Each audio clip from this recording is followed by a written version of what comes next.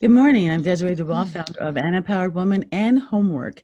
And Homework is where you can live where you work where you live, anywhere in the world.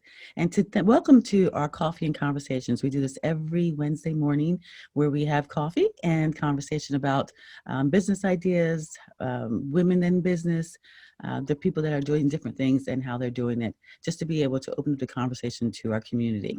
So today I have the pleasure of introducing a dear friend and her daughter, Anna Jackson and Kia Hairston, and they're located in Detroit, Michigan, which I have the pleasure of being here this week, visiting with them. And what we're going to do is talk about her business, but also the parts of the business that we've all probably experienced, but we need to be able to move forward through, and then being able to get involved, our children, and not only our children, but our grandchildren involved in the business. Just being able to create that entrepreneur spirit throughout the generation. So good morning, ladies, and good afternoon, ladies. How are you doing today? Good We're morning, doing good good. afternoon. Thank you. Yes, we're doing great. Thank you. All right, so let's start with your story, and I know that you have a wonderful story, and then we'll bring in, the parts where Kia, Kia, feel free to jump in if you see something, she's missing something, or you have or something to say, then do that, and then I'll direct some questions to you as well. So Anna. Yeah. Okay. Well,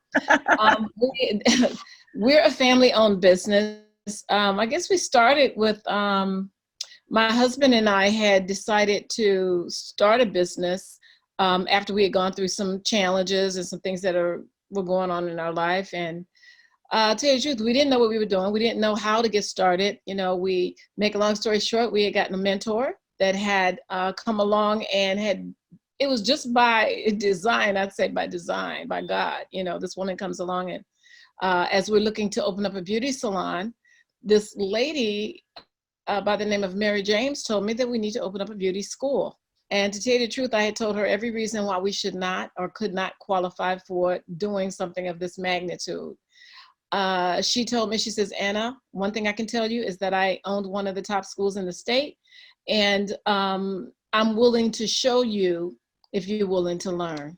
And she become our mentor. And that was like some 30 something years ago. And to her credit, we had opened the school. We started with only 2 students. Within 3 years, we had over 280 students in our school. When I say she mentored me well, to the point where things that I didn't know, things that I was challenged with, like speaking in public, like knowing how to teach, knowing how to do certain things that were not my strengths. She taught me, and I developed over the years. And to that, we actually earned our first $1 million within the first 3 years of being in business.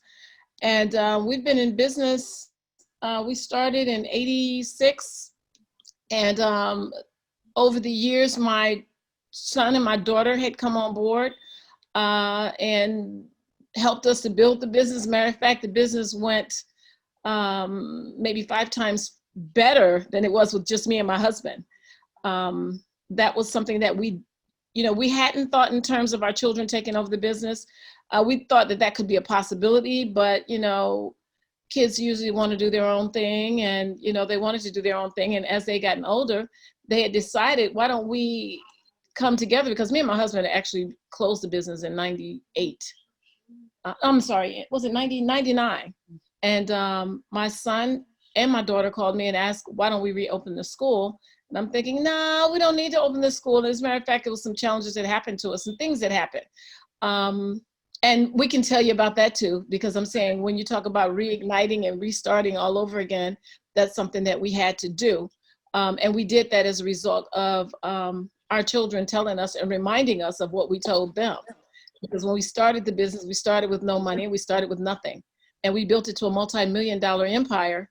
And we closed it and went on and retired and opened a school over in Africa and did some other things. But, life gets in the way, things happen. And to tell you the truth, we lost it all.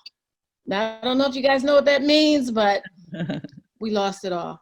Everything that we had, closed down programs and different things like that. But when my children came on board, we just put our head to the grind and we built it back up. And within 3 years, 2.5 years?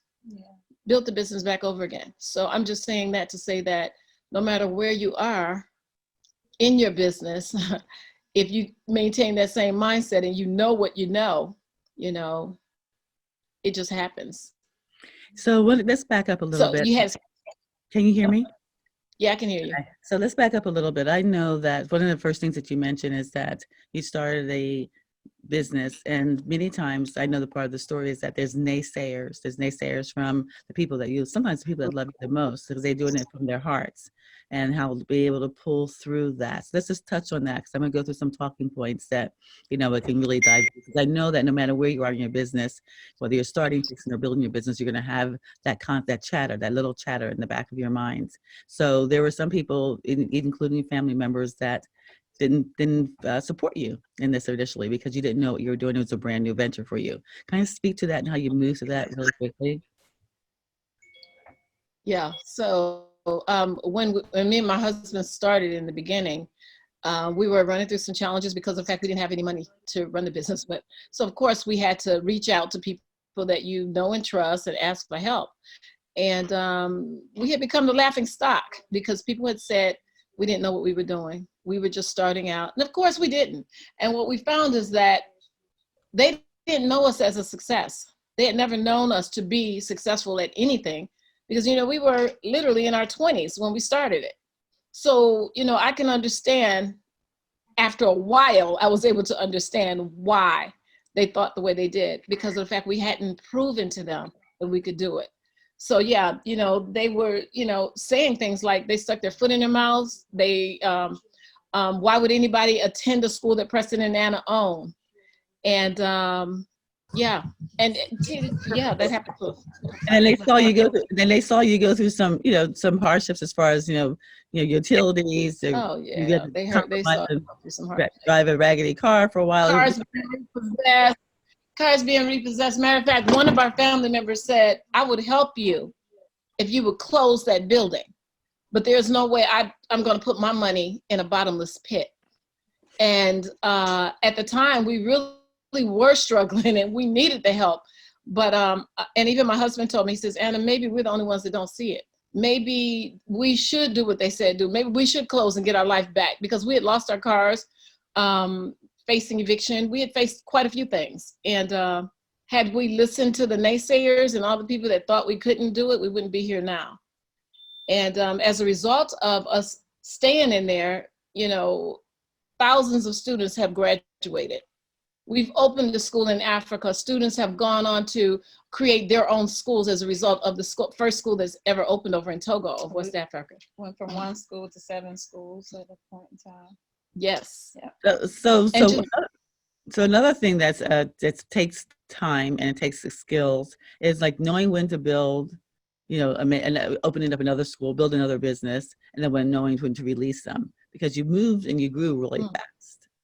So share with that, what that timing was and what the strategy was behind that. Speak about that. When you Like, you open different schools. You open up different schools really quickly, and then some of them you had to close. So I think, like, for entrepreneurs, they got to know when to open and when to expand, and on what basis to expand, and then how to expand. You acquired schools, and you started some from ground up. So knowing how to expand, because up to 7 schools at one point, correct? And then when to close them, when the ones that weren't working. So share with us what the strategy was behind that. Yeah, so basically, there were different opportunities that came up for us to open up schools. There was a multi-campus school that had a pretty good history in the Metro Detroit area that closed, and the owner asked us, if you're thinking about opening up a new location, come and consider our space and our students. And that was pretty huge for us at that time. And at that point, we were the only accredited school in the city of Detroit, and this gave us the opportunity to have some locations outside of Detroit. And so we took those opportunities and were able to build those schools and get them accredited through our national accrediting agency. And we were able to get federal funding, but it came a point in time where we had to evaluate the income that was coming in from the various schools. So yeah, it's like almost unheard of to relinquish an accreditation, but when you have a school that has a really high rent and not as many students as another school, we had to make the comparison and decide to close them once the leases came up, you know. Mm-hmm. So there was a school that was, I say it was my favorite schools in Ferndale, Michigan. It was just beautifully built. We did a really nice build out that the owner of the building actually participated with the funding and helping us. And but the neighborhood just was not conducive for a beauty school and students. And so while we did get a lot of clients, it wasn't a lot of students that would like to, that would come up into that area for school on a daily basis. This is an area that has mainly a lot of bars, and they were having a lot of restaurants coming up. So a very social area, but not something that was like academically fit for our students. So once the lease increased after so many years, we had to make the tough decision. For me, it was real tough for me because I love being over there, to close it. But it was a really smart move, you know, not to have the debt exceed what we were making, or it wasn't a good enough profit for us to keep it open. Mm-hmm. Mm-hmm. And then there, like she said, there wasn't enough students to support. The majority of the students that were coming there were students that were out of the Detroit market. Mm-hmm. So we felt that, you know, if they're coming from Detroit, we might as well support Detroit. This is the community that's supporting our business. Mm-hmm. So yeah, you had to know when to open and when to close. So that's really important, because a lot of times we become so attached to our businesses or parts of our businesses, even if it's not generating revenue, and we kind of make excuses for it, you know, utilizing it for different things. So it's really important to do that, especially if it's a drain financially, because otherwise you wind up feeding that, you know, and taking away from the profitable enterprises to feed a non-profitable one. So another thing is that, you know, in schools, like in any business, but especially your schools, because not only having the administration, but you have your teachers and then you have your students, putting a team together, keeping a team together is huge, because you need those people to be able to fulfill your agreements as far as the teachers. So what are some, I know you've had some, probably it's over the years, some major experiences, but what have you seen and what have you implemented since then that's enabled you to really fine tune your team and to keep your team together? Because I also know that at Christmas time, you had brought your whole team, your whole faculty to Vegas, and they were partying and cooking, and I wanted to be there. I was willing to come work for you.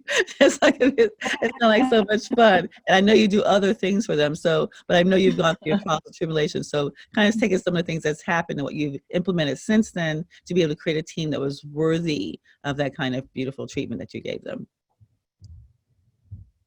Yeah. So another big lesson that we had when we were talking about opening, when we had multiple campuses, was we realized we were really good at opening up the school and getting everything started and going and recruiting students. But one of our challenges was staffing, you know, having the right team to come in and be able to replicate what we were doing at one school at every school. And so felt like that we were being stretched thin with talent, because you know, it just wasn't there. So that was another consideration with some of the we didn't actually have the staff members to support it, or, you know, the really good ones, the ones that we know if they're in the building, it's run just the way we would run it ourselves. And so so we have developed a team at this point right now that I think is amazing, but we do a lot of training, and we're right there for them. But at this point, the most amazing thing that I could say is that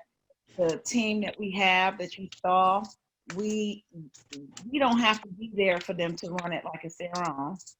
And they love it like it's their own. And that's what definitely makes us want to treat them and do all the things that we do with them as staff. We really feel like a family with this tight group.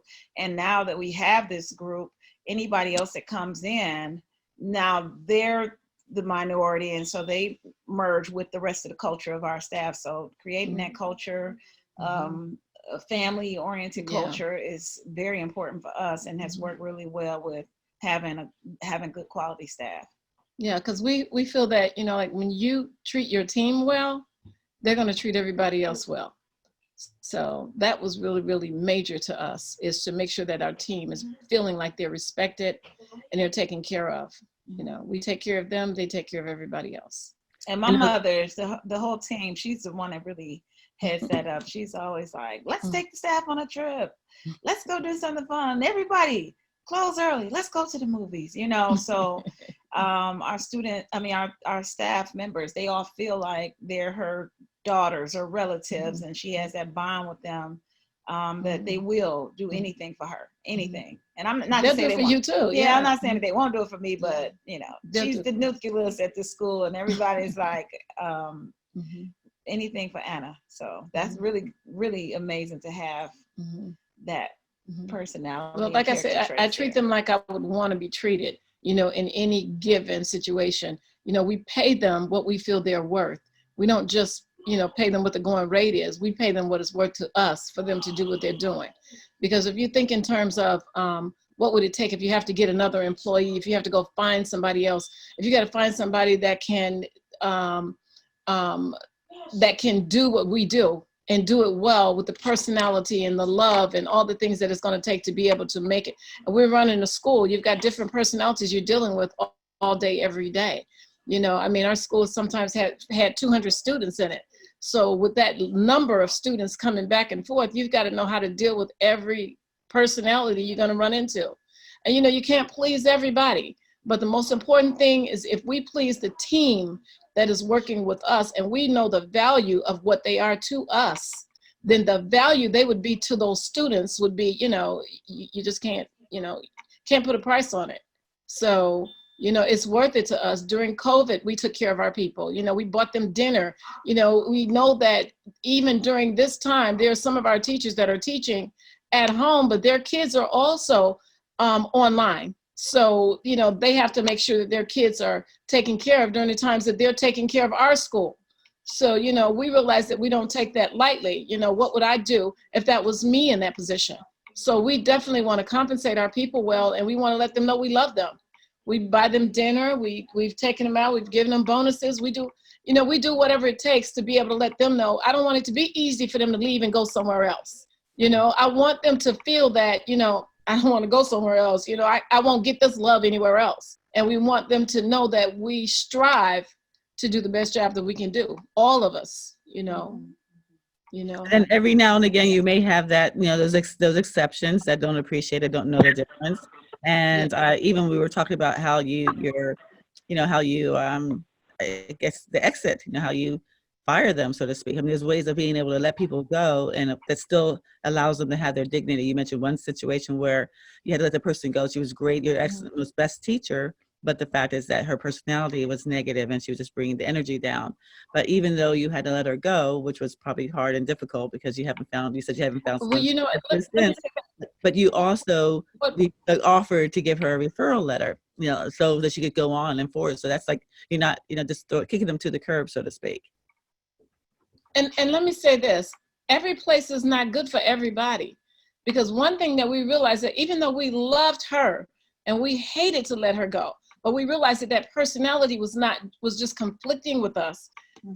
What happened, Ms. Hardy, when we let her go? She ended up, I was in a place where, you know, letting her go, I felt that, well, honestly, she decided to leave when we weren't doing things that the way she wanted them done. So she did make a decision. No, but I'm talking about Ms. Hardy, when we had to let her go, when you and I told her that it wasn't a fit. Yeah, but I'm saying we changed her position. Yeah. And then she decided to leave as a result. We didn't, you know, so once we did that and she decided to leave, we were clear at that point that if we changed the position, that she would leave. She wouldn't want to be in a different position. So she left and she flourished in a different place, you know. She was able to go somewhere else, and, you know. And it was a blessing for her. Yeah, so and we're still friends. Yeah. I was very confident that she needed to be in a place that would accommodate the way she wanted to do things, you know, or to find somewhere that would work best for her. And I was confident that it just wasn't the place for her to be with us. And as great as she was as an instructor, there were just some ways that didn't fit. So I know, but she did. She flourished somewhere else, and we were happy for her. Yeah. So I think that's, again, these are different things that I know the ladies could keep in mind, because strategically what you did was you changed her position so that you know that she was going to be happy for that. So sometimes we have to think about different ways of handling things, and that's just one theory that has worked and people have utilized in the past. So you talk about your teams and talk about if they're happy, they'll keep your customers happy. Now, no matter what we do with customers, we all know that there's always going to be those unhappy customers. That's not even because of you, it's because of what else is going on in their life. And that's the first thing I realize is that if someone's having a problem, I don't take it personally. I say, don't compliment yourself. I think it's all about you. It could be something that happened that morning, that afternoon, that evening. That's really being, that they're reflecting on you. But tell us how you keep your customers happy, because you have hundreds and hundreds and thousands of customers over the years. Well, we just always the whole motto, the customer is always right. That's and right. just really listening to people. I found that a lot of times our clients, they just want to be heard, and they want you to intently listen to their concerns. So we may have a policy and they may fight against that. And I think the old me will be like, no, it's the policy. It is what it is. Like my ears couldn't hear what they were saying because I was focused on this is our policy and it's worked for everybody else. Why not you? But just listening to people has changed my mind, and we've even changed, made exceptions for people based on just really listening. And I know that they appreciate that. And then I look at the fact that a lot, how we have the old motto, the customer is always right. So when you think in terms of that, a lot of our clients that come in to get services from the public, sometimes they try to play on us, because they know that that's our policy. And so there's been several instances when a client will come in and they may say, Ms. Jackson, can I talk to you for a second? And they know, because anything you tell me, I'm saying, you come back and get your hair done free. You come back and get this. And so sometimes the staff will say, Anna, they're trying to slide in on us. That they're doing, and I say, just give it to them anyway. Just give it to them. And I'm saying, because of the fact, what is it going to hurt us? And like in our school, of course, we got a lot of students that can do them anyway. But the point is that customer service is just so, so important. That client will go back and tell somebody else something, whether it's good or bad. So our goal is to be able to always keep that momentum up, keep the client inspired. And so the clients are our customers, but also our students are our customers. So our staff understands how we feel about the students being in school. They can't satisfy every student that comes into school. There's some students going to be irate. It's just like a client anywhere. But no matter what, our goal is to be able to keep it as calm as possible, to be able to, show them the love, to show them genuinely that we care. Like I said, customer service is just ultimate. If if somebody goes out there and say something bad, it's going to be written in on Yelp. But if somebody says something good, nobody's going to say anything. So the most important thing is you have to, take care of everybody. Yeah, and mostly they just really want to be heard. Yeah, that's basically it. And then the way we listen is so important. Not listening because I just got to hear you, but listen intently and letting them know that, I care to hear your story. And we treat the clients well also. So I'll give you an example. On Saturdays, that's our busiest day. A lot of times we get backed up, and we can expect that because people are off work and they come. And to accommodate the staff, the clients, and to have them comfortable, we'll do cookies and, different things so that while they're waiting, they'll have something. Our manicuring students will get free manicuring services, like basic manicures or a hand soap. My mother puts together all these special little things for them. A hot water foot bath. Yeah, hot water foot bath, different things like that. Well, they're okay with staying and waiting the extra amount of time, and they're looking forward to Saturdays even, choosing to come on Saturdays because they get those cookies. Yeah. We're not giving cookies right now because of COVID, but that was some of the things that we did do. And, just keeping them, just letting them know you care. Yeah. They come in and they notice the changes in the business, in building. Sometimes, you can have it looking one way sometime. And then, if you change it every so many months, changing the chairs around, putting a new picture up, doing something different, you'd be surprised at how the clients feel about the environment and what you're doing. So many times they'll say, I just love what you guys are doing, and this is always, because we're always, we change with the seasons and, just having the holiday decorations and different things like that to make your clients feel good about being where they are. People remember how they feel. Yes. And another thing, as far as that's concerned, in our business, our students, I mean, our clients also feel a part of the learning experience, and they give us feedback, and they are prideful to be able to say, pull an instructor to the side and talk about, well, this student did this, and she was did very well with this, and so they take pride in being a part of that experience and the education for the students, and we allow them to come in and tell us about it. And again, my mother, she's a big giver, so she'll say, you know what, if you could come back in and you can sit with another student, give me some feedback, send me an email, let me know about your experience, it'll be free, so. And giving away free services, what I found is it's a really good thing, because of the fact, like she said, you get to get the feedback, but not only that, those people are going out telling other people about you. It's not taking a lot away from you when you think in terms of advertising and stuff like that. I mean, I always say, give it away until you can sell it. Okay, we can sell it, but the most important thing is just, I feel giving is receiving. There's people that come in that we'll just take them anyway, just because of the fact we know that they need something. Right. I mean, everything is not always free, but yeah. I think a good point you're making is that marketing is an expense, advertising is an expense. And sometimes people spend hundreds, if not thousands of dollars on a lot of other marketing or advertising sources where they don't realize or they forget that the best advertising is a satisfied client. It's not necessarily it's as scalable as some, but nowadays with the social media, it can be scalable. You get one client and one experience on there that scales it, someone that's really an influencer or someone that just really is that passionate about it, then that can be equivalent, if not exceed, any kind of paid advertising. And then also I'm pointing out is that there are a couple of things that you can do that doesn't cost you anything, like the cookies. I mean, what does cookies cost? What does coffee or water with cucumbers or mint in it cost? What are some of the little things, whether you said the hot water hot foot bath, whatever, what really does it cost to be able to enhance that experience, to be able to, we've heard one of our members, Laura, I never forget her, she buys different businesses and she says, don't look at what your competition is doing, look at what your competition is not doing.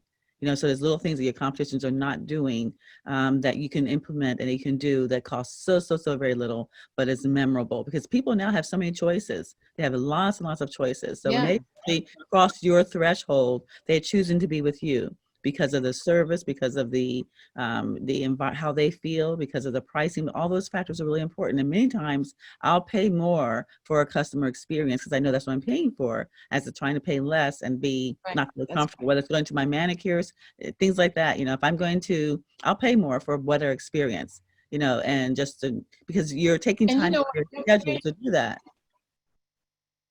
Mm-hmm. And Desiree, I was just thinking about how doing charitable services also. We do a homeless event every year, and we have over 350 people that are bused into the school to receive beauty services. So at that point, we have a lot of our graduates will come back. We have a lot of the professionals in the area, even people that never came to our school will come in to participate on this particular day. And during this day, we close down our clinic floor, we pay our whole staff. We don't make any extra money that comes into the school, but that's our day of give back. But during that time, Channel 2, 4, 7 comes into the school. The advertising they put on television is more than we could afford to pay, on a given day, to just have them come out and do it. I'm just saying it's not like you're giving something away free, you're still getting it back.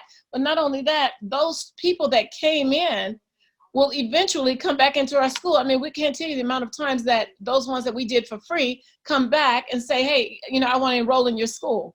Or they'll come back and get hair services. So it's just exposure on one level or another. So giving away free is a good thing, because you never know how it's going to come back. I was on the radio once and there was a woman that had called in on the radio station and she says, she was having a really hard time once. And she had all these cats, like maybe 20 cats at her house, and she was trying to take care of the cats, and she was going through something, but she was really looking sad. So I gave her something to come into the school and get her hair done for the year. And I told her, whatever day you want to come, you can come. But the most important thing is she got on the radio station. I remembered her because it was like 20 years ago. And she says, Miss Anna, I have my own foundation now.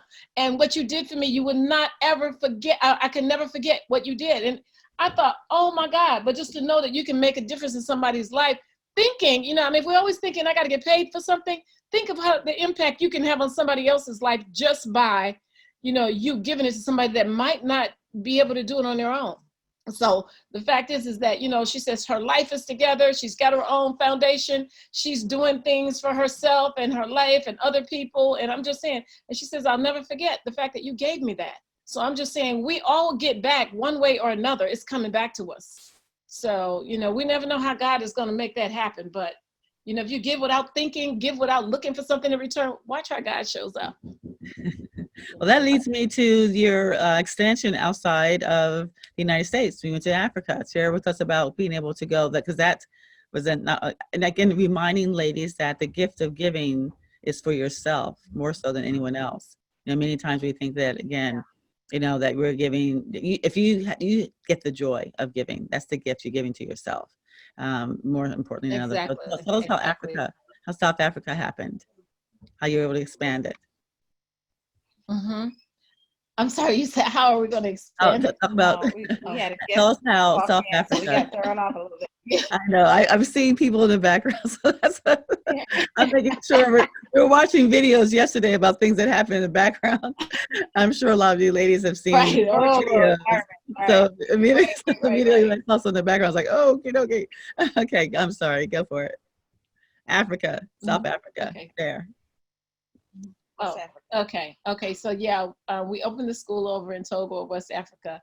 And, you know, what I was saying is that, you know, there was no greater joy of giving than to be in a position where you can give, not look for anything in return. And you're just, I mean, so elated by the experience.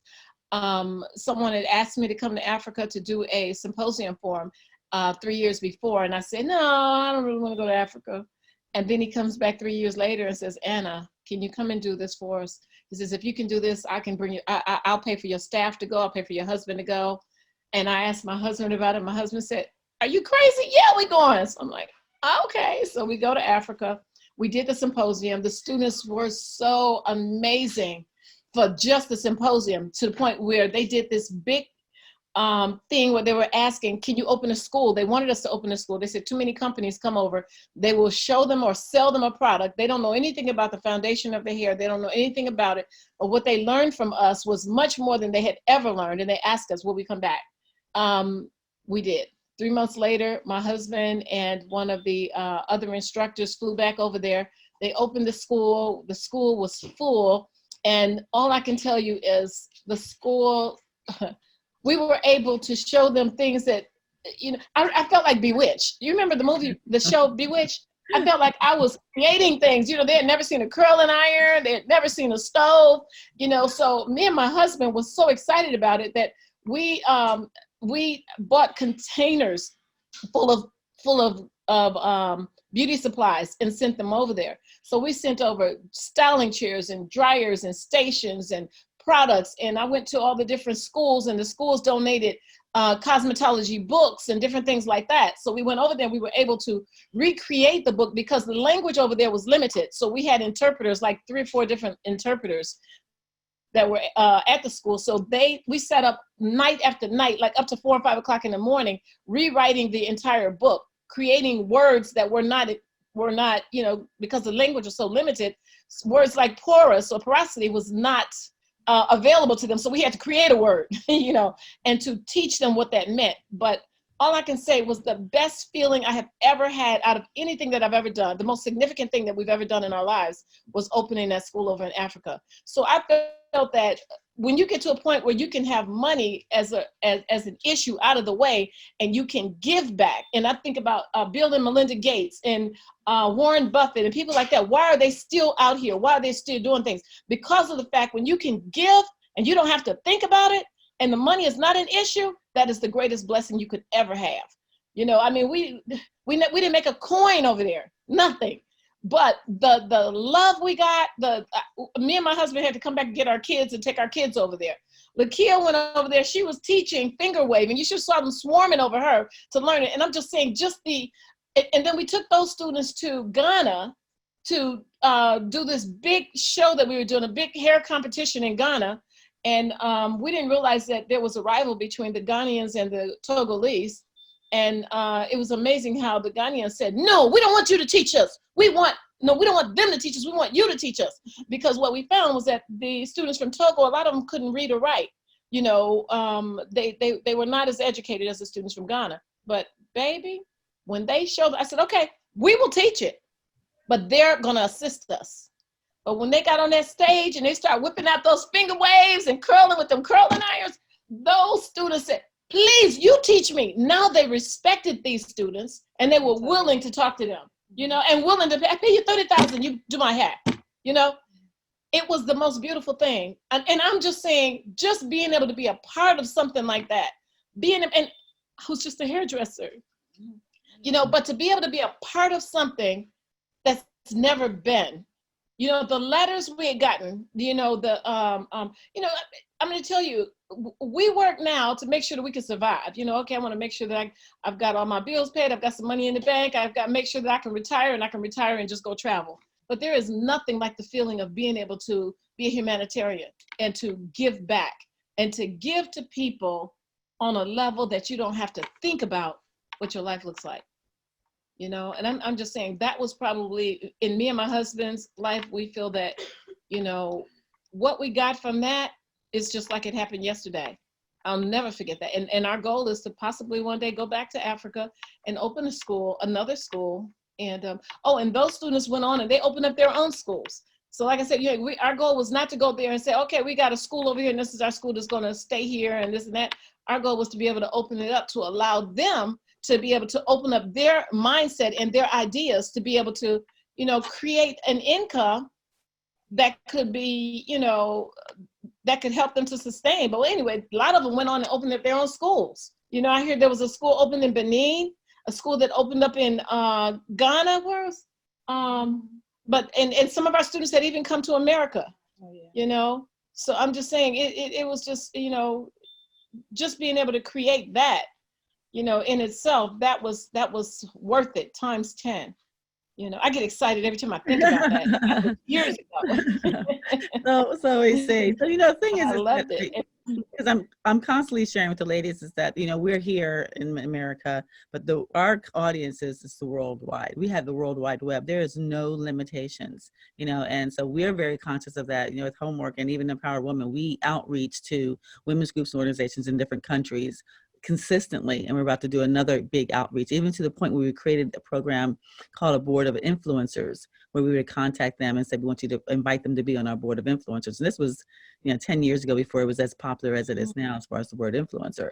But we felt that them bringing them into, not simple enough, you simply, you know, invite them to be on an interview and talk about their businesses, and you share with your community. And in exchange, they will invite you to be on they will interview you and then share your information with their community. So all of a sudden you have that international, you know, that international connections, and we gift them memberships to our programs. Because again, right now, what does it take from us? Because they're not really here utilizing it a lot, but all you need is 1 or 2 or 3 or 4 to come to America, or to say that they come and utilize it. That word, they'll spread, and that kind of advertising we could never pay for. And then so also it's good for your PR. It's good for if you're looking for investors or people that know that you have that kind of reach. So there's many strategic reasons why you want to make sure you extend yourself, you know, whether it's going there as a gift or going there strategically, or just collaborating with other women's groups and organizations to do that, because that's very, very, very important to expand yourself. And again, not only from the heart, but also from a business point of view. And it's so easy right now. I mean, it's what is it, like you can Google top anyone in any industry. You can send them an email. You can do a Zoom call, and you know, all of a sudden your input, you're introduced to their whole community, and they will do it because it's exchange. It's a fair exchange. So if it's their target market, because I share to the ladies all the time, know your avatar, be specific about it, and grow that. And again, you can do it. You can do it for a period of time. You can do it, say, up to the first 100 people with free memberships or free services. So I'm going to train them. You can do whatever it is that would actually expand your reach. And then all of a sudden, you can say, I've got a program or members in this country, or clients, whatever it is, applicable, in this country and that country and that country. And that's huge. Again, when you want to get sponsors, when you're talking about getting affiliates, when you want to be able to expand someplace. And even I find that a lot of people, it doesn't have to be that expensive. You actually physically went there, but I've known that in the past, there's that mailboxes. You know, if you connect with somebody, they can say, I'm going to create a mailbox. They can direct you getting the mailbox, a mailing address in that area, and then being able to utilize that as your European location or your location in Australia or location in Canada. You know, you just get know your avatar, but you get a ambassador. So we did ambassadors in those different areas. So I'm sharing that to give the ladies ideas on how they can easily expand their reach. Again, for philanthropic purposes, or for business purposes, but to keep that in mind. Okay. Yes. Mhm. All right. Yes, So absolutely.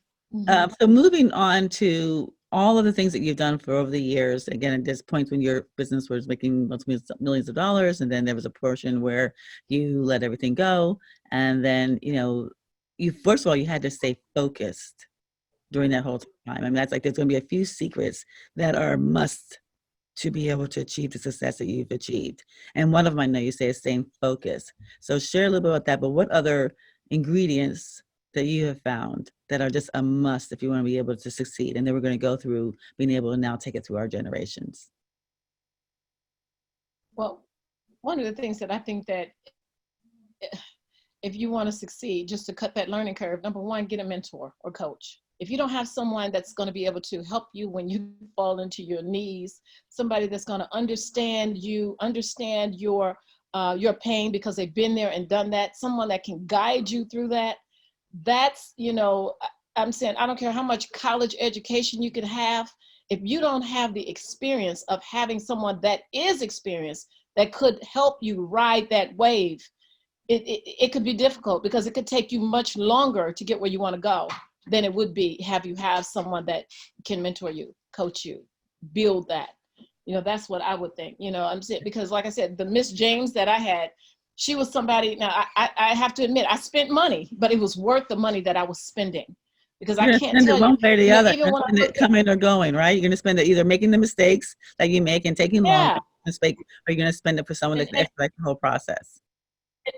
exactly, it's going to be like, what is it costing me not to have that mentor or that coach? What is it costing me? Is it going to cost me another 2 years of trying to learn it?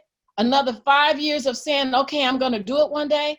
Or somebody that's just going to basically say, come on, let's get it done now. Come on, let's go. This is what you need to do. This is the next step. This is the next step. This is the next step. And even as you make that step and you make a mistake, which I can tell you, I made some mistakes. When you make that mistake, but that mentor can say, I told you, do it this way. Don't do it your way. Because sometimes we think because it's like you can read a book, and trust me, I mean, I've read many books, and I'm saying books keep you refreshed. And I've learned a lot from reading books. I've learned a lot from listening to lectures. I've learned a lot from different things, but there was nothing that impacted our life more than having someone standing beside us to be able to guide us on that. And I'm just saying, so many times we say, I'm going to do it. I'm going to start. You're supposed to start a year ago, 2 years ago, 5 years ago. And I'm saying I know it because I see it every day. I see it with my students in the school. I see it with people that come to me all the time asking me about business. They're not going to go anywhere because there is a mental disconnect that's telling you, I'll do it tomorrow. I'll try it some other time. But that's the major thing that I can say, having a mentor and a coach. And the thing about the staying focused, it's been times in our business that we look at like the very beginning when we were setting timelines before the money came. When we were working so hard to get there, and we were doing everything and just going above and beyond and working late nights and early mornings and even spending the night at the school at some points trying to get through some deadlines. But I always, as we have become more comfortable with our business and not having to be there, anytime we run into a challenge, we always say, let's get back to phase one. Like that phase one period of we could take this and just look how much we did in that amount of time that when we were putting deadlines and, working very hard, so when we come to challenges, we always say that amongst our family, let's get back to phase one. Phase one. because you get too comfortable. Like you said, you can have success in your life, but being comfortable and feeling like, okay, everything is working okay. I look at, in every industry, there are people that's been out there for a long time and decide they don't want to go learn anymore. They don't want to do anymore. And then you got people that's steady on their game. They're staying up with every trend. They know every new book that comes out. They know everything, and the same thing with doctors. I have a friend that went to see a doctor. Doctor told him he has cancer. You only got 6 months to live. His brother said, no, I'm going to take you to New York because you're going to get to this other doctor that knows it like the back of his hand. He gets there and the doctor said, oh, you can live a lifetime. You know what I'm saying? That's just the difference in every kind of business. You know what I'm saying? So you have to think in terms of what is it that I need to do to be able to stay on top of my game, not get comfortable, but to stay focused and to stay on top of your game and to always beat your last shot. Always beat what you were. I ain't trying to say that you should beat your competition. I'm saying you should beat whatever your last goal was, and always go up against the major players. Don't put yourself with the people that are just basically trying to make it.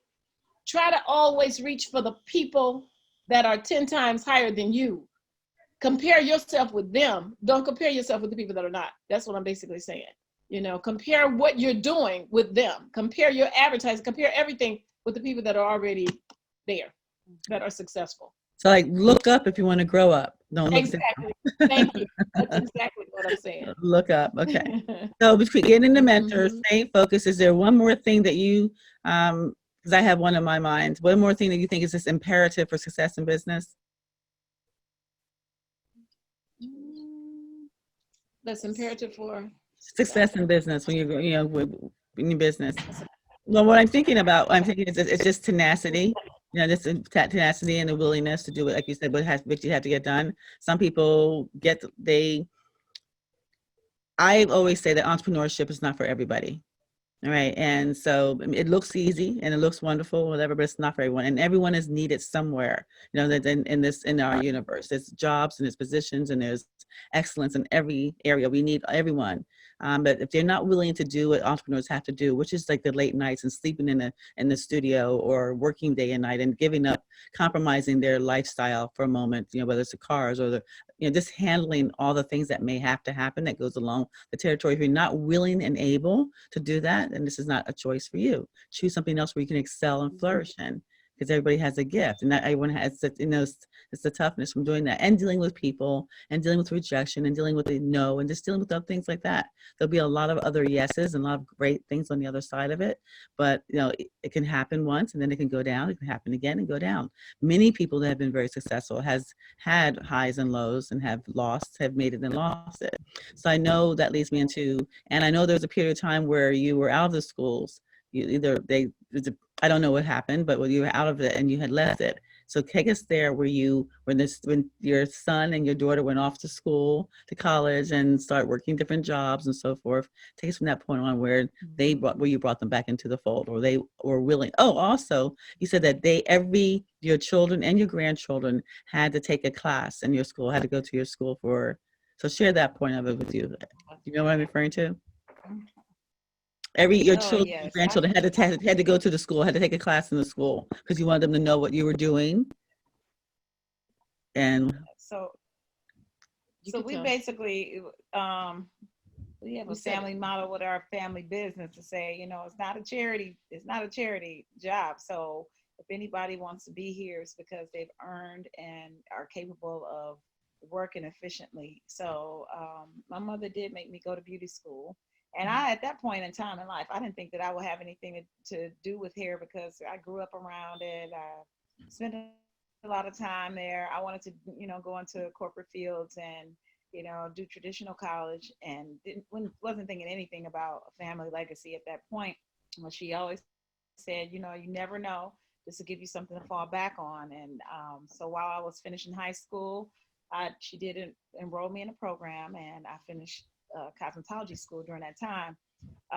And so that was a great foundation for me. Fast forward after I received my degrees, and my parents had closed their businesses, and me and my brother was actually in college, and I was already beginning my family, and working that corporate job that I dreamed of. I didn't realize how horrific it was for me and my lifestyle and what I had been brought up around. Going somewhere early in the morning and not leaving till the sun goes down, having to arrange uh, child care for my kids, having a daycare tell me the milestones that my kids were making, not being able to sign up for field trips or volunteer or do anything because I was strapped to a job that was considered a really good job, but they own my whole life, you know. So my brother and I asked my mother, because she still had the building that she owned the beauty school in, and we asked her if we could try this again. And at first she said, you know, it's too much with the government regulations. You don't want to get involved in that. When they come up with a regulation, they shut all these schools down. It's this, it's that. And we replied to her and said, you know, if you could do it by yourself, we all could do it together. Yeah. And so that's when we reopened the schools and started that. And honestly, when you think about naysayers, my naysayers were people that were like, you have a great job. Why would you quit your job to go and work in this family business that you're going to try to start up, you know, try and get back going, you know? You're going to lose your benefits. And those are things that were in the back of my mind as well. And, but it was the best decision I could have ever made. It was a point in time where I was doing both for a while until we got the accreditation. And I'll never forget the fear I had walking into my boss's office to say, I'm giving you my 2 weeks. And tell him who your boss was, what he did.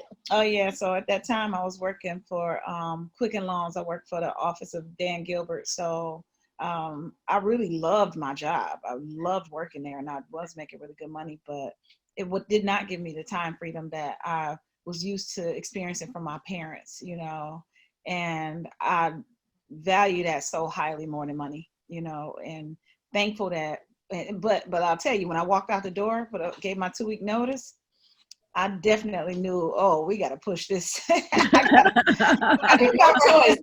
No choice. Like, burn the bridges. Burn the bridges. Literally burn the bridges. So now we have to get this everything, and we did, and it worked. She had an I quit party at the job. She had an I quit party, and wait a minute, and not only that, the letter that she gave to Dan Gilbert, he was so impressed with the letter, you know, because she gave him a letter basically telling him that she learned a lot being at work, working a job, and she was glad that that was her first experience. Basically, well, not your first experience, but it was the one she felt she learned the most. She was able to take what she knew and learned from this job and also bring it there, you know, and this is a company now with thousands and thousands of employees, and they have they use my letter in their training book that they print out, you know. So, and they sent it to all the Cavaliers. The what is the Chicago? Cleveland. Okay. So anyway, nice. Yeah, I mean, it was.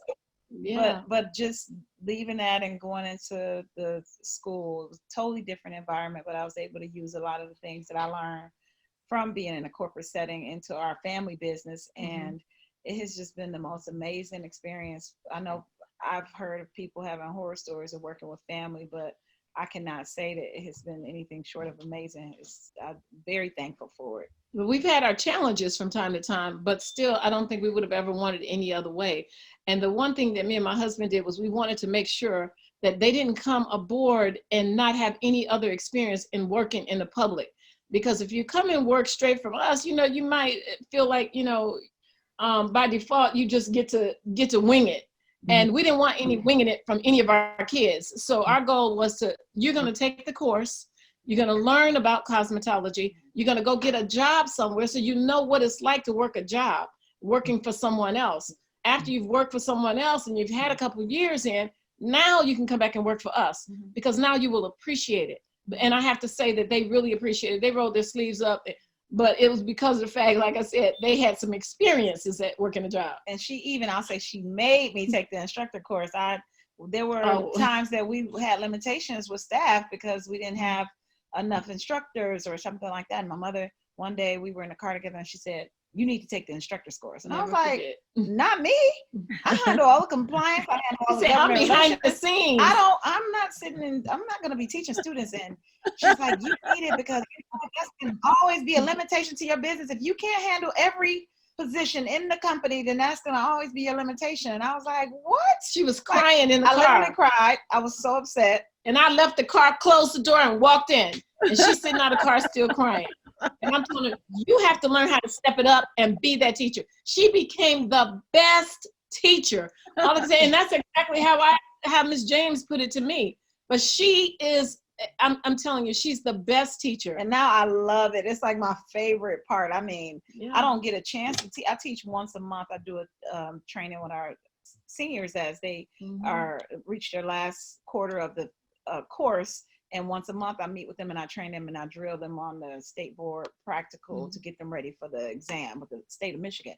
And it's my highlight. It's like, I love teaching now. I can't even imagine not being able to have that aspect in the school. I was totally missing out before, you know. So and that goes to show that you don't know what your strengths are until you at least try it. But when I say she was crying out, I remember that day like it was yesterday in the car. And I left the car and I said, look, you have to learn how to do this. And she says, but I'm behind the scenes. I'm not the person that's up front. I don't do what you do. And I was really crying because I'm like, how did I get thrown into this? You are over education. Why do I have to learn how to teach and take the course and get licensed in this, you know? And you just never know. You never know where the chips will fall. But not only that, she's made more money in her own company than she probably could have ever made in somebody else's company, you know? So the goal, I mean, the thing about it is she was willing to do it. And the thing is, the message there that I hear is that, you know, the pointer there, the lessons learned, I guess I should say, is that you should know every aspect of your business. Like, even if you don't intend to do that, like, even as far as like your websites or whatever, these are things that you don't encourage you to spend time doing, but you should know how to do it in case those days happen where someone's missing, or someone, even in the restaurant, I had a friend in the restaurant, he made sure his people knew how to cook, how to serve, how to do whatever, because one day they had to walk out and they had to do everything. He and his wife had to do everything. So in any parts of your business, you should be able to take over if you need to, and then obviously hire the best people to do it. Now that's you, Kia. How did you enroll your son into the beauty business? Just briefly, because then we're going to go into, ladies, and any questions you have, because we're going to we're going to open it for questions. So put it in the chat, because as soon as we wind this up, we would love to be able to get your feedback and any questions that you may have. So kind of put it in, start putting it in the chat, so we'll have it there when we're ready. So how did you get your brother or your son to get involved? Well, Preston didn't want to do it at first. You know, he just felt like, you know, why should I have to do that? But the thing about it is, it was important that he had to learn it because of the fact he never knew either. But when he was the one that called me back and said, Mom, let's reopen the school. He had talked to Lakia and they had gotten this conversation saying, let's do it. But we told him, when you come back, you've got to finish the course. He finished the course. And the thing about it is, he's even, you know, he's speaking up. He wasn't the person that would speak in public. Right. Graduations, I always wanted him to speak at the graduation because Kia was so fluent in it. She would stand on the stage and she would do a keynote. She would, no problem with her. But Preston, once Lakia and I had left town, we were out of town, and he had to do. He actually called us. He said, wait a minute, it's graduation. You both are going to be out of town? And we're like, yeah. And he's like, what? Oh, no. This isn't going to work.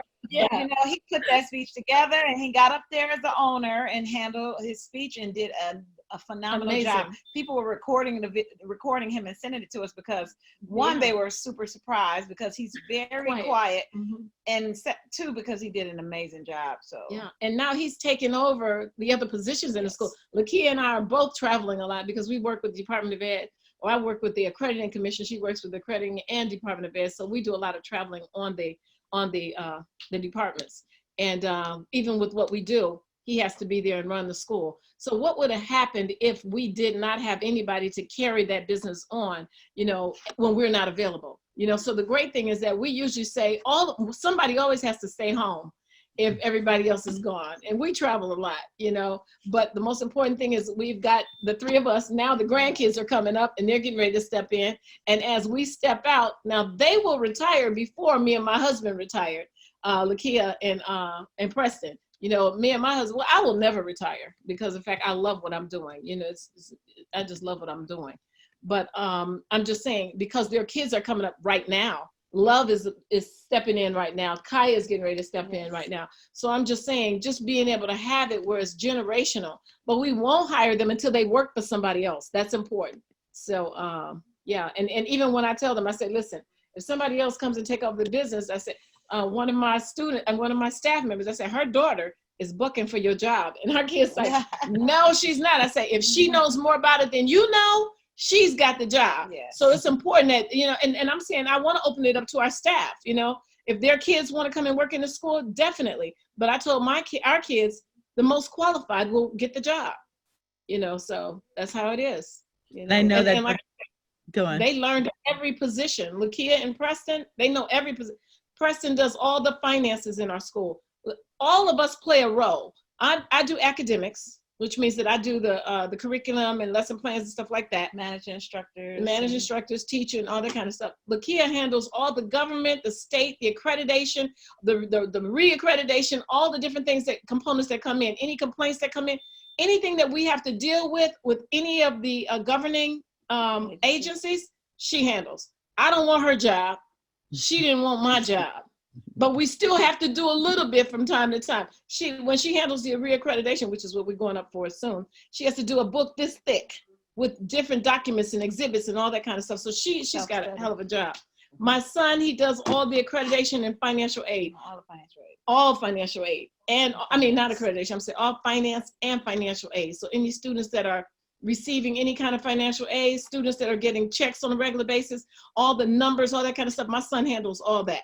You know, and I'm just saying, and then I handle all of the other parts. So we all play our own role. So our goal is to always have somebody behind us that is taking that job over in the event that we're not there. And so that's what we all do, have a position, an administrative assistant that assists us. So in the event that we're gone, somebody still takes over. So, and it's a good thing. And that's why I said we treat our people well, you know, and they definitely treat us well. And so, Kia, I know that your daughter, you know, helped out during the COVID. She helped with reading the online, because again, it's a technology that they're familiar with. And so that she helped with putting the program and the courses on Zoom or through like Kajabi and things of that type, because that's where that is. And she also has helped, you know, as far as I think taking the temperature, things of that type. So getting them in, she taking the classes yet? Used to it. Yeah, beauty school. So getting them involved, and even in a small way, they feel they're part of a family business, and you know that's huge. Now, with that said, and the generation to generation, that give us one challenge, because we know that everything is not always hunky dory. But what's the one challenge and one way you resolve that challenge with the family businesses? Sometimes it's problematic. Sometimes, you know, whether it's the business case taken at home, or you hear people say that at the dinner table, that's all they talk about, or just whatever. What's one challenge that you ladies have experienced, and how you've handled that one challenge? That is definitely one that you brought up as I was thinking about it. Like, yeah, there are times where you're like, it's Thanksgiving. Like, can we just have a good time? You know, we're talking about, the annual report is due in 5 days. That's always the Thanksgiving commercial, but conversation, because it's always due 5 days. And so, yeah, there's issues with, you know, bringing the work home. But for the most part, I believe that the beauty school is just a part of our business. It's a part of our lives. So it, you know, if we could be doing anything, and I say, oh, that's a certain instructor calling. Oh, let me help her out real quick, or Mom, do you have an answer for this? And I mean, it just becomes a part of it. So it's not as annoying as I guess it was at some point in time. Yeah. But I think, let's see. That used to be me always bringing it up all the time. Yeah. Or anywhere we go, we could go anywhere. We'll go. I could say we'll go and have a spa experience, and she'll say we're relaxing, and she's like, let's see how we can take some pictures. Let's see how we can do this in the school. And I'm like, Mom, you do not have any experience that you do not equate to how you're going to bring this back into the school.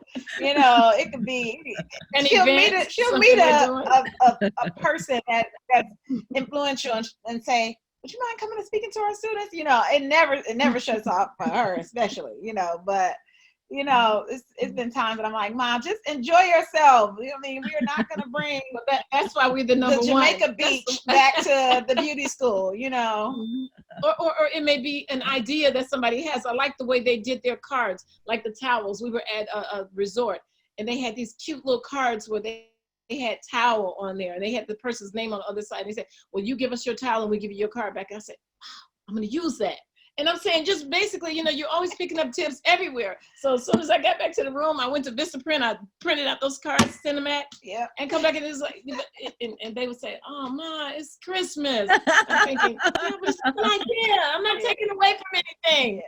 You know, something new. Well, it's in your blood. And I think a lot has to do with, I've seen the dynamics of your family and your businesses from, you know, all generations. And I think it's the love and the fact that you truly appreciate the lifestyle, because I agree with your, you know, mom in the sense that you and, you know, and Preston would not have the lifestyle that you have and not being able to feel good about your accomplishments that you have had it not been participating in the family business. Because it's not just the monetary value and the benefits from it, but it's also the pride of ownership, just like if it's owning a house or owning a car, but it's a pride of ownership.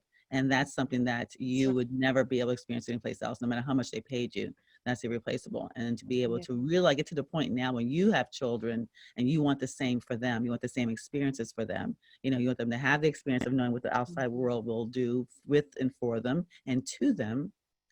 And then also have an experience of what a family, a business, a family of love and a legacy will do for them and to them.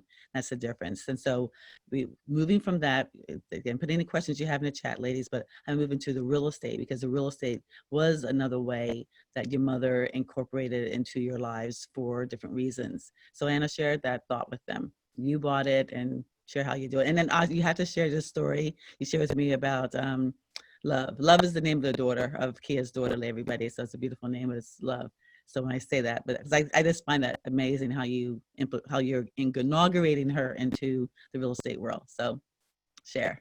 Well, okay. One thing that I've always told our kids as we were coming up is to always buy property.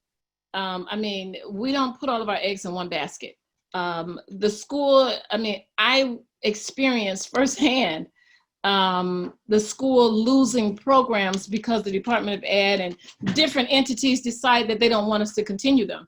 So what happens is when you don't have it, you're scrambling, trying to figure out, oh my God, I bought this and I bought that, and how am I going to handle that? So our goal was to always, and I've always taught them to buy assets to pay for your liabilities.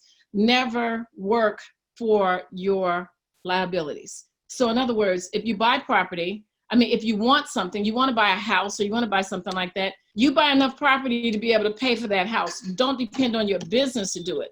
And you can only do it when you get in a position to do it. So that was always my thing to my kids. Always make sure you take care of yourself with what you have. So, you know, they built enough properties, they've done whatever they had to do.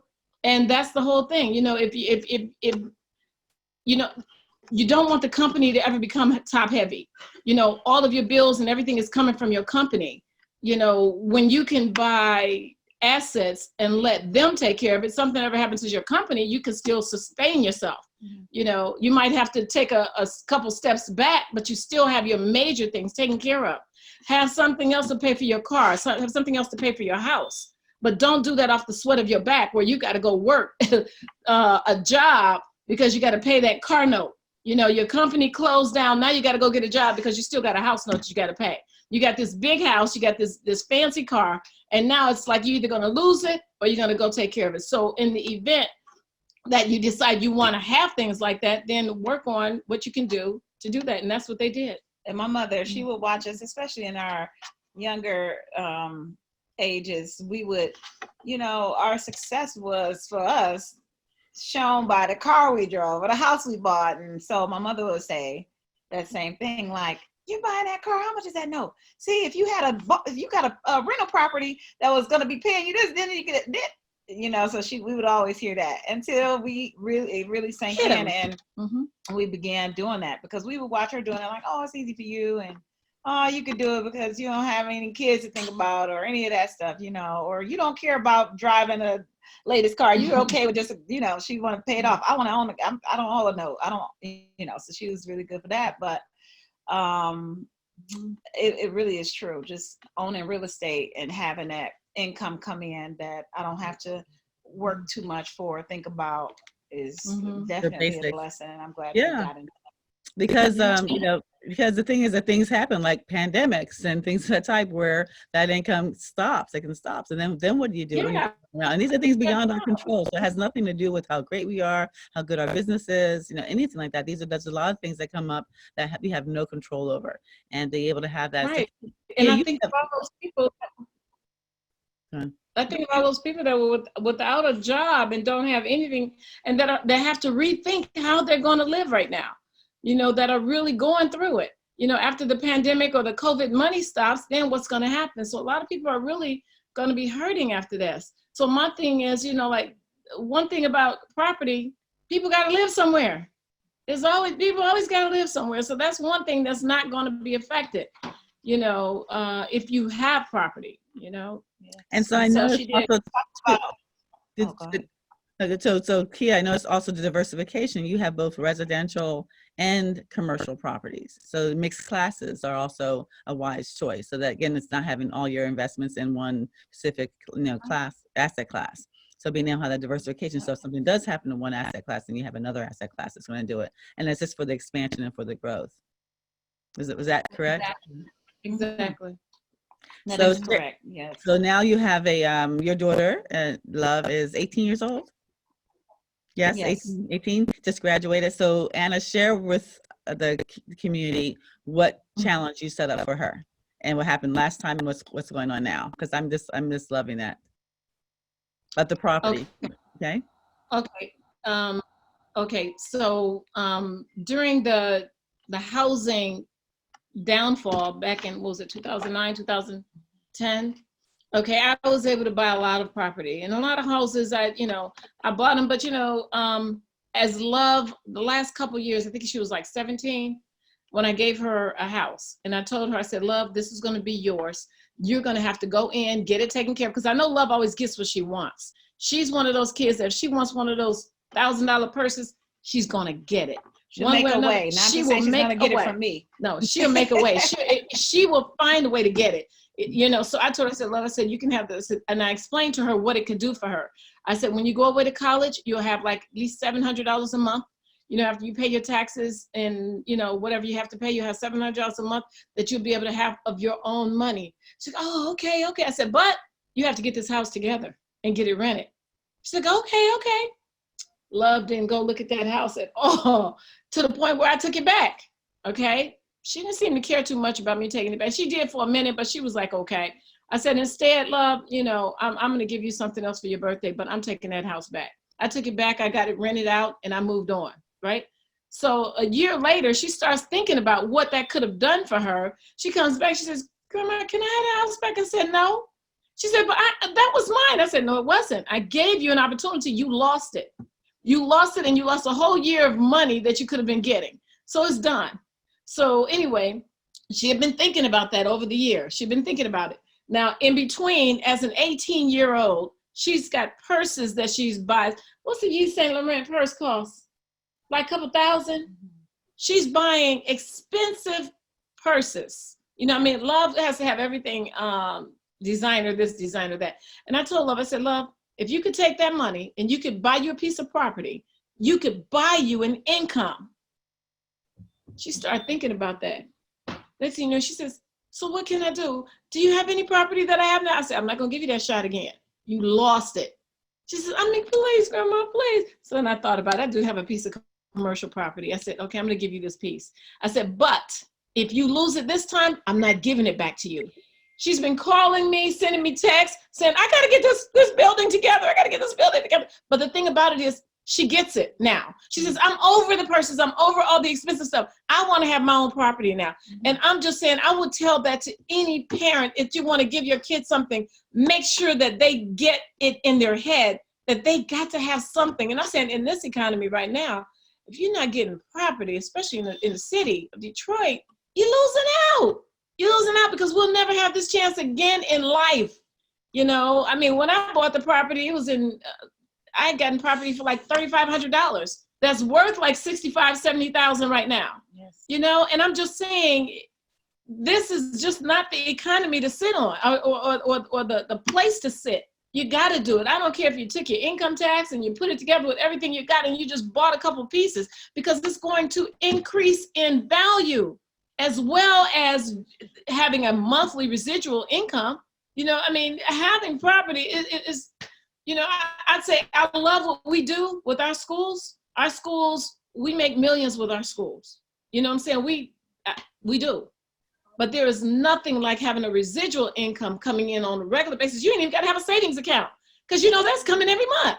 You know, you ain't even got to know how to save. You know that's coming every month to take care of whatever it is you got. You know, I mean, if people sit back and wait on a Social Security check, that Social Security check, I'm saying, what if it was $1,200 a month? Some people, that's all they get.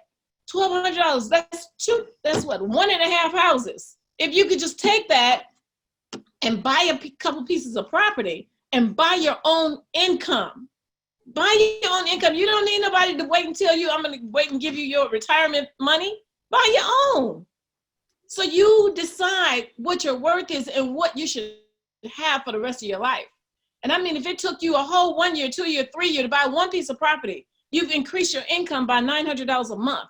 If you get 2, you got $1,800 a month. You get 3, $2,700 a month. $2,700 a month, you can buy you almost a $500,000 home. You know what I'm saying? For just those 3 pieces of property. You know, I thought about it. I said, my house in Las Vegas is over $3,000 a month, but I've never had to pay for it. What I've had to pay for was 5 houses that I bought. I have to count, so you ain't gotta be smart to know this either. 4 houses, 4 houses pays for that note. So if 4 houses cost me $16,000, I only paid $16,000 for a $500,000 home. Y'all get this? And I'm just saying, $16,000. I'm not talking about a $500,000. $16,000, because those 4 houses pay for it. Now, what happens is those houses will increase in value. I can go and cash them in at any time and pay the house off. You get that? So I'm saying, if you're talking about taking those houses that I only paid $4,000 for, that's worth $55,000, $65,000 now, and I only owe like $100,000 on it, I can cash them out. So I only paid $16,000 for it. So you look at the numbers, work that out, see what could work for you. And I'm just saying, that was my strategy. Everything comes with a strategy. Mm-hmm. So, you know, you have a strategy, you can have anything you want and never have to pay the amount everybody else is paying. All I want to know is, how much is the note? How many do I have to buy? Okay, those will take care of that. Now, it might not be as easy as it sounds, because of the fact, you know, you're going to have some vacancies or some, you know, so we know that. So then buy a few more so they can cover that. You still ain't paid a $500,000 for it. It's taking care of itself. So I'm just saying, if you think on that level, you know, hey, what, you know, you understand what I'm saying? We do understand what you're saying, but I have one note of correction. I definitely get the fact of that we're getting the strategy together. You know, definitely having a strategy, whether it's, no matter what property, whether it's, you know, whatever you're doing from that point on. But I want to make sure the ladies in California know that they're in Detroit and the numbers are different in Detroit. And even though we're in California, the mission can be accomplished. Because we talked about that even yesterday, is the fact that maybe you have to get 2 or 3 people, you can partner up. People do partnering with buying properties. So maybe our properties, I mean, you're talking about properties for that price point. I'm here now, though, looking at properties for $50,000 and so forth, which is high in their you know, in their, you know, standards. But there are ways of being able to do it, and partnering people or getting things. And if you have to move out of your area, as you know, they say, you know, live where you want to live, but invest where it makes money. So, you know, if you have to go out of your area to invest in properties and have to find strategies to be able to maintain those properties. My strategy here is not to have the tenants, it's to be the lender. So I don't want to be a landlord, but I will be you know, the mortgage. I'll be the private money, so that people pay me that way. I'm not responsible for any of the tenants and toilets and tantrums that go along with that, because I'm long distance. So I wouldn't want that headache. It wouldn't be worth it to me for that. But so think of strategies that she's saying that would work, and be able to, you know, be able to collaborate with other people, be able to partner with other people. Maybe someone has the money, maybe someone has the credit, maybe someone has this or that. So, because even to look at those properties with the minimum, with a, you know, 10 or 20% down, your payments are only like $150 a month. So we all spend more than $150 a month on nothing. I mean, nothing. I mean, there's $150 we all spend, and we can't account for it. So to be able to do that and know that you're paying a note on a property that is going to bring you, revenue, short-term, long-term. We're doing properties now where some of it's for long buy and hold. and some of it's for cash flow, and some of it's just for fix and flip type of thing. So be able to really educate yourself and put together a strategy to be able to do that. So I know I want to leave time for questions, and we've gotten so much information, Anna and Kia. One thing I do want to mention and point out is that one of the first things that she said, Dana said, was getting a mentor. Anna, even at the point that she is in her business, we met at a seminar about maybe 3 or 4 or 5 years ago. She's taken the Power 7. Like 5 years ago. Pardon, about 5 years ago. Okay, we met at a seminar. So she was still, even after making millions of dollars, still going out to seminars and educated. We met, and then she enrolled in our seminar in Power 7. She's taken it 2 or 3 times now. She's come up for privates. She's left Detroit, coming to privates at Power 7. She's also brought her community from Detroit to California for the Power 7. So she's really saying that you constantly are investing in educating, investing in learning more, doing more, not only for yourself, but for other people as well. She wanted her to be surrounded by a community. She has a network of entrepreneurs there, that she wanted them to be as educated as she was. So the things that she said that were most important was the mentorship. And the other thing was something like that point. So that's, to really take those lessons, learn, because again, the more you learn, that's don't say, the more you learn, the more you earn. And that's just what it is. So don't ever stop learning. So now you believe wealth for real estate. Let's open up for some chat, some questions. Yes. We're ready for that. So I'm going to open up the chat and see what I can see. And then ladies, please, again, feel free to put your information in the chat and make sure you can save the chat. If you don't know how to save the chat, I'm going to have to share with Dawn as to how to do it. I want to read the questions because I want to make sure that we're able to answer a lot of them. Usually I like for you to speak to them. I like the interaction. But if you have something that, if you know that you can really nail it and not go to a lot of backstory, raise your hand. I'll be glad to bring you on live. But otherwise, I want to be able to, I want to be able to respect everyone's time.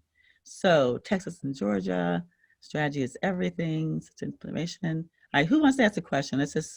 I can't see. You can unmute yourself. Okay, here's the prerequisite. If you can be short and sweet, we don't need any backstory because of the time and respect for everybody else.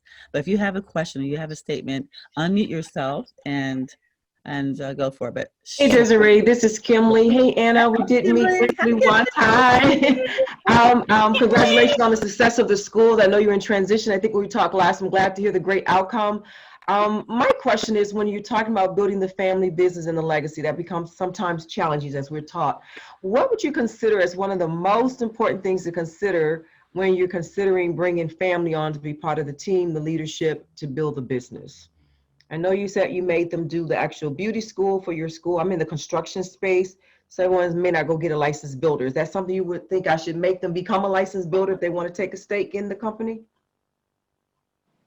Yeah, but I think what's really important is making sure that they understand and they respect the fact that this is a business. What we found early on, even when we hired other family members, some feel like they can just kind of drop in and do whatever they want, but if they don't have the experience, it's just like the Stroll story. Y'all heard the Stroll story? The family business, how they had family members working there, but the family members didn't have the experience. And the business, the Strolls did, that's huge. It went down. They lost the business. I can hardly hear. Somebody needs to mute. No, ladies, I'm sorry, ladies. I'm hoping that everyone knows how to unmute. If you're not speaking right now, could you mute yourself, please? Thank you. Just mute yourself. If you're not speaking, Kimley is speaking at this moment. Can you mute yourself until you're ready to speak? Thank you so much. Yeah, but Kimley, can you hear me? Mm-hmm. Okay, so I'm saying, even with their story, if your family is not willing to learn and to take direction from you as the owner, and to be able to invest some time into learning and doing it the way you want it, it's going to be hard. Because there are companies that have totally went under by having family and choosing family simply because of the fact they just wanted to have a family member work there. But if it's not a fit, it's not going to work. So like I was saying about the Strohs family, they had, if you guys get a chance, read that story about how they were doing great. I mean, this was a company that started like in the early 1900s, and they had built this huge empire. And then they pulled in their family, their relatives, just because of the fact you're a relative, and the relatives took the business down. When one of the relatives said, we need to hire somebody that knows this inside and out, knows more than we do, that can take it to the next level. So I'm just saying, just having people. Just the fact of having some people qualified to do the job, not putting people in positions just because you love them. No. Sometimes you want more for somebody else than they want for themselves, and they have to grow into being able to appreciate the family business. Otherwise, you'll be dragging somebody along who will be dragging the business. So yeah, it's true. We've hired plenty of family members, and we have no problem with letting them go when they don't work out, because this is we say this is a living, breathing entity, and it has needs, and we can't just put anybody in position just because we like you or we no love charity you. cases. Yeah. Another thing that you Thank mentioned, Anna, is that you had a checklist. Even when you bring Kia and Preston in, you had a checklist about what has to be done, when it has to be done, and made sure they were able to see that and see if they were up for that. So because if it looks like it too much in writing, that's going to be way too much in reality. So just really having those expectations very, very specific, and this is what it costs. This is the time, the day, that what you have to do. So it's real. So they're not walking. They know what they're walking into. Thank you, Kimberly. Thank you. I have a question. Hi, Terry. Hello. I have a question for Anna. I have a lot of family in Detroit, and so I would like to know what city or what area you live in that you're able, because I know my cousin had told me he was able to get properties for like less than 5,000. What area of Detroit do you live, so I can kind of throw it off of some of my cousins? Okay, now I live in Southfield, but my school is in Detroit. I live in Southfield, Michigan, which is right outside of Detroit. Yes. Yeah, but the area, I mean, it just depends. Detroit has a lot of good areas, a lot of good niche areas that people don't really realize. I mean, when I bought my property, I bought a lot of them in one zip code. Like I went for 48221.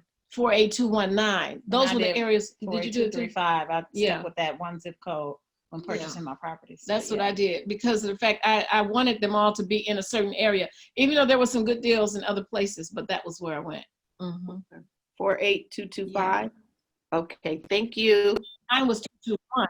221. Oh, 221 of mine. 48225 and 48221. That we bought, but I'll tell you, those properties and those prices happened back in like 2010 to 2015 that we were able to get them. It's really hard to get them at those rates anymore. I mean, so they've gone back up. Have increased. Yeah, they've gone back up. Way, those houses at price point are really not a lot of work. But Terry, we can talk about it because I'm researching. They've gone back up. It's still nothing compared to California.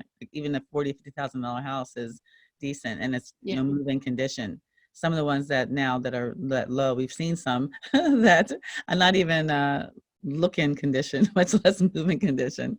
So it just depends on, but definitely. It became very popular in the Metro Detroit area. And we started like a couple years before it became popular. So there are properties that I would do the bidding, and my mother would go and hunt, so there were properties that we purchased for like $500 to $1,000. That's what my cousin said. I've heard that. Definitely. Matter of fact, my goddaughter bought 3 properties for $500 a piece, and she charged $750 a month. She bought $500 a piece. Now they wasn't in the most desirable area, but people all want to live somewhere, and this was an area where people just wanted to stay. They wanted to stay in that neighborhood, so they were willing to pay her $700 a month. And she's still doing great now. She paid $500 for those properties. Did she do any rehabbing? No, there were tenants already living there. So there were tenants people that were living there. Obviously the landlord had lost the property. So she just approached them and told them that they could stay there and they could just give her $700 a month.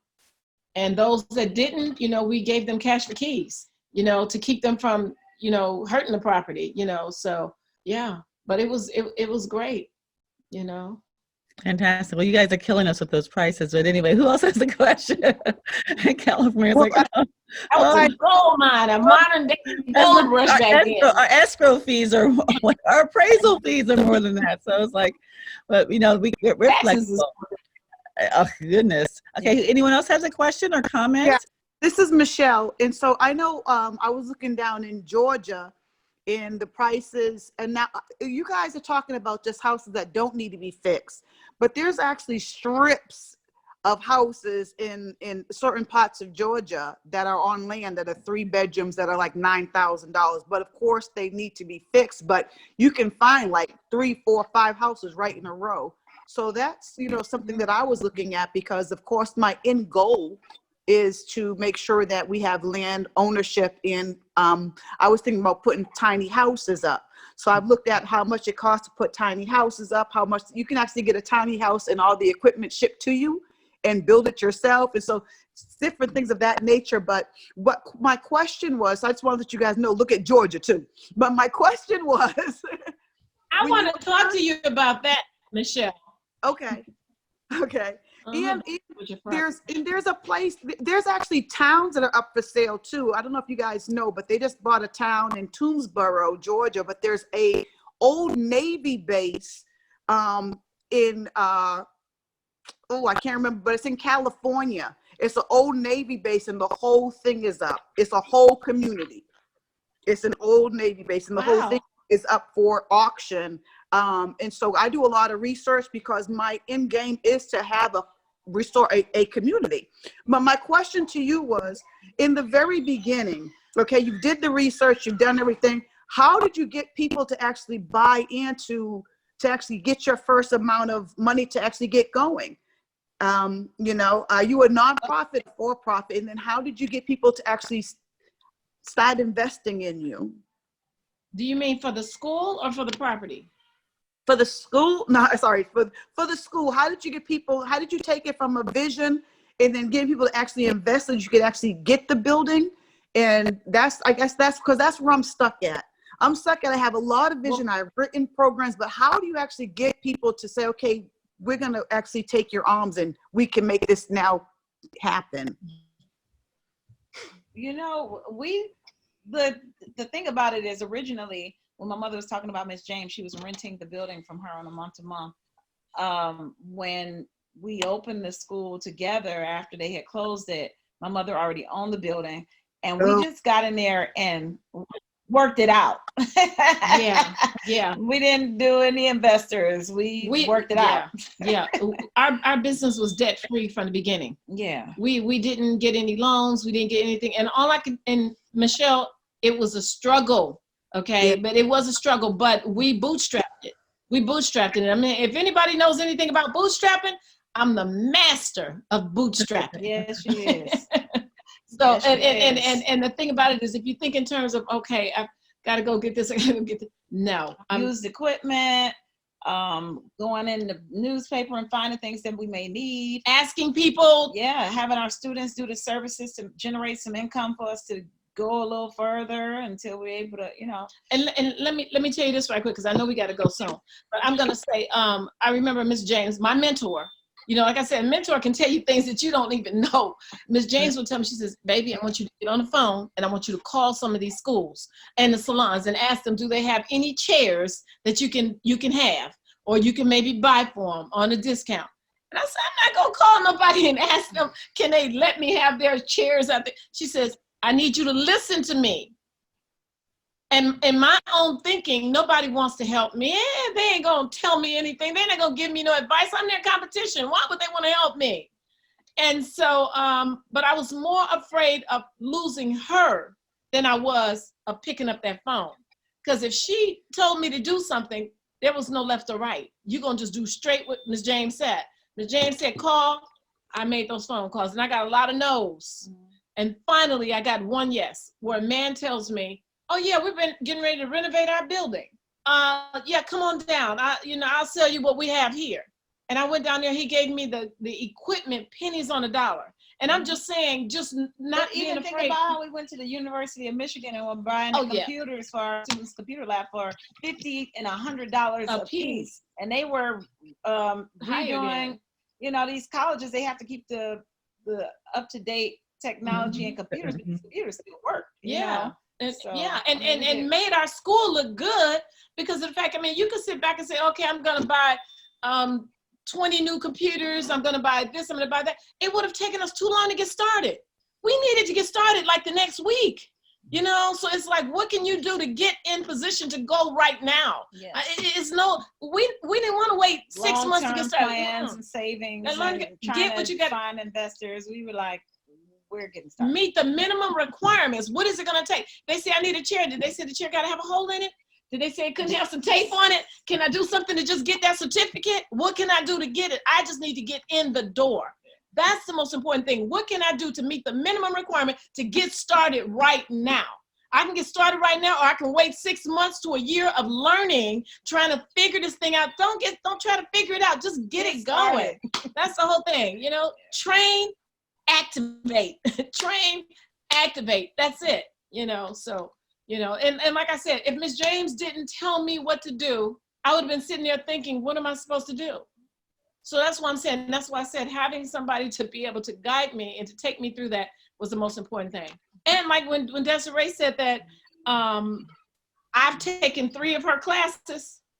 Yeah, I took 3 of her classes because of the fact I wanted to know how to stay on my game. You know, I told you how a doctor would go and learn this and then he's forgot about it and don't do no more. And then next thing you know, you're gonna die because of the fact he don't have no more information. My thing is, what is it gonna take for me to know what's up now?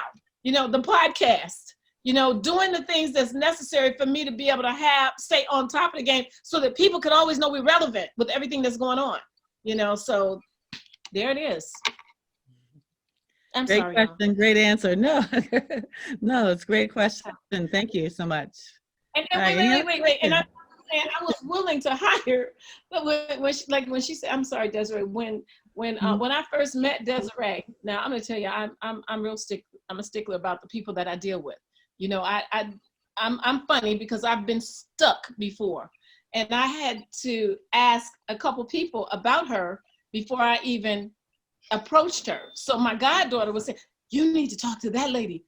That lady is the lady. And I'm saying, what she know? You know, because I mean, I know a lot. People don't have to teach me a lot, but I was willing to hire her privately. And I hired her privately for what, a year, couple years, whatever it was. But Yep. I came out, you paid for me to come out to Detroit, for me to actually come leave Los Angeles and to come to Detroit. Then you came and you stayed there for a week. So it was like a constantly investment, and someone's going to show you when you had your events. They come here, we just went through it and did it, and it was done. You didn't have to worry about what you were going to do and how you were going to do it. I felt confident. I felt much more confident than I would have standing out there trying to do it on my own. But she came and walked me through it, took me by the hand and said, okay, this is how we're going to do it. This is how we need to set it up. This is how you know, and these are things that I wouldn't have done. Now, I do things every day at my school. I'm always doing events, but I don't do them on the level of what she does. So that's what I needed to do. So it was worth it to me to be able to say, you know, hey, I need her. And she came out and she did her thing. And all I can say is, you know, it was worth its weight in gold. You know, I'm really grateful to Miss Desiree for everything that she's done for me and my company. So. Oh, thank you. Thank you. Okay, ladies, I know we're rolling on our time, the clock, but you know, we're here as long as you need us to be. Any more questions? And then we'll close it out. So I know I can feel your brains going. I can feel the energy. You have to be affected by this energy. It has to be hitting you some kind of way. So anything before for Kia or Anna? And then we will share our closing thoughts. This is Kimberly again. Was your daughter named Kia, Anna? Yes. Yes, that's right beside her. Now, I would like to ask you the question as you prepare to step into your mother's shoes. I know she said you probably retired before her. What do you feel is your greatest asset that as you think about building a legacy for your daughter, as your mom left for you, what do you feel your biggest asset is that you know you can transition to your daughter, what your mom gave to you? Basically, my mentor birthed me, so you know I've learned a lot over the years, and a lot of people feel like I'm a replica of her in our business, and you know the values that we have. My daughters as well would have to prove that they are capable of running the school in order to have a position within it.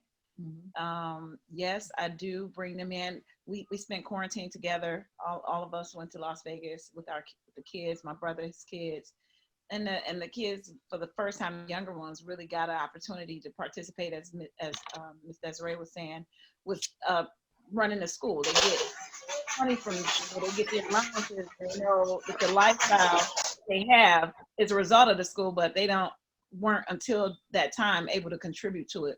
And so I think that's the most important asset, is to let them fully be engaged and involved in making a difference in the school, and not just feeling like they're just an heir to the Throne. business, whatever. So, and let me say this: when they were in Las Vegas, every one of them, we set up times. We had them putting tests on the computers, being able to because their minds are so sharp. And I'm telling you, if you got kids that's young, like right now, this is the time to do it. Their minds were so sharp. I gave them like 20 tests that need to be put in on the Kajabi, on our software system. If you know Infusionsoft, you know what I'm talking about. But each one, even my youngest, RJ is 13? yes. They're typing faster than me. They're putting the test in, our multiple choice test in, different things like that. They're like, done. And I'm racing them, and I'm telling them, okay, let's see who can do it the fastest. And I mean, they've got all of my tests uploaded. They know how to do it. They know how to create email campaigns. And these are things that we taught them to do that they were open to doing. We said, well, we'd rather pay you guys to do it than to pay other people to do it, because you are our family. Oh, those kids was rolling, showing us what they were capable of doing. So I'm just saying, you'd be surprised at this age, if you got young ones right now, start getting them involved in doing little pieces of it. So like I'm saying, they did the test. They did, and they know how to get on the system now. They know how to work it. They know how to navigate it. And I'm just saying, those are little things. My granddaughter on my son's side, she sends the test to our students and timestamp them, so that when we need a test, I'll send her. I'll say, hey, listen, we need to send chapter 2 to Mr. G's class. She knows how to go in. She knows how to navigate each student that's a part of that class, and she knows how to have it dropped by 10 o'clock on next Tuesday. So I'm just saying, that's lifting us from having to do so much, so sharing that work, giving it to somebody else, so that helps. And these are like 13, 14, 15-year-old kids, so like she said, during COVID, that was great, a great time to train them. Great. Okay, well, thank you, ladies. In closing, Kia, what would you like to share with our listeners? And I'm going to ask Anna the same thing. In closing, what closing thought would you like to share with our listeners today, our wonderful women that have taken the time out of their schedules and have opened their ears and their hearts to learning and doing better? What would you like to share with them? I would just say to keep your dream alive and really go forward with it. I mean, it's just get it started. Like we said, it will work out. You will meet the people and things will come to you as it's supposed to, but just keep going. Don't let any distractions or any negative things that come along the way deter you from it. That's true. You ladies are phenomenal. My name is Rosalind Butler. I'm on my way to Detroit with my good friend Desiree. Come on She's down. definitely a pioneer. For these prices, I sell real estate. Boy, I could own the whole town for what we're paying out here. I'm telling you. We're paying $500,000. I'm right now looking at some things in this area called Carson, $541,000 and up to $750,000. You shaking my whole day. I will be back there to meet you. Rosalind, I told him the other night, I was up until 2 o'clock in the morning, and I put like 50,000, being funny. Well, I was like about $50,000 or less, and then like slews and pages and pages and pages of them. So I said, let me see, maybe California does have something. So I started in LA, parcel, like not even an acre of land, like a parcel, like so many square feet of a piece of land. I said, maybe San Diego, maybe Ventura. I just went all the way, couldn't find anything structural for that right below. So I said, well, back east we get. So, but it's not, it's a plane ride away. So it's not a big deal. I mean, you got such talent here, Kimberly. I love the sharing that you did in Africa. I had always been thinking about trying to go there with some kind of business, because I'm sure women want to have some of the things we have here in California, and just get a big container and maybe open some cute stores where they can go and buy different items, and don't make it the price point really high, but I just thought that was such a great idea to take the art of doing hair there. And with braiding and everything the way it is now, I think you were really on to something. Thank you. Thank you for sharing. sharing. They're truly phenomenal women. Thank you. All Thank right. you. And Anna, what empowering thought would you like to leave our listeners with this morning or this afternoon?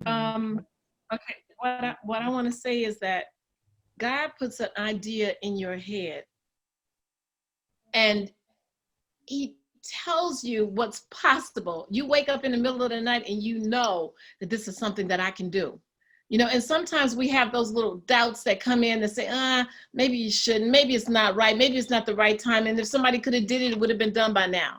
But the only thing that I want to tell you is that if you have an idea in your head of something you want to do to build your business, to be able to expand upon it, just know that if you take one step forward, just continue to step forward. Don't look to the left or the right, just do it. Just do it. Because I'm telling you, by default, it's going to happen anyway. It may look bleak because nothing could look worse than the way ours looked from the beginning. Nothing could look like it would be a disaster like ours did. You know what I'm saying? So no matter what it looks like, no matter what it sounds like, there's an idea you have, get on board and start making that move. Don't think that maybe it won't. Just know that it's going to work. Not I believe it, I think it will. Know it. Know it. You know, like the Bible says, knock on the door and the door will what? Open. Ask and you shall what? Receive. But know, have a sense of knowing. You know who your God is. And I'm sure you guys know all the miracles God have created for you and things that you couldn't even think up yourself. Think about that. You couldn't even think it up. And God showed up for you. So I'm saying in the midst of turmoil, in the midst of anything that you're going through, don't turn back. Because if you turn back, you never would have known what you could have done or where you could have gone. You couldn't have told me we would have ended up in Africa. You couldn't have told me I would be standing on a stage. You couldn't tell me that I would have been in business. My whole goal was to be able to work at Ford Hospital and pass trays all my life until I retired. That was the only goal I had. But once I had an idea and a dream and something that I wanted to go for, not knowing how it was going to turn out, just keep going forward and just believing. That's the most important thing that I can tell you. Have a sense of knowing it's going to work out. And don't tell everybody. Only tell the people that you know that are for you, believe in you. That's it. That's it. That's enough. That's enough. Thank you. Thank you. Thank you. Thank you, ladies. Until we meet again, stay empowered.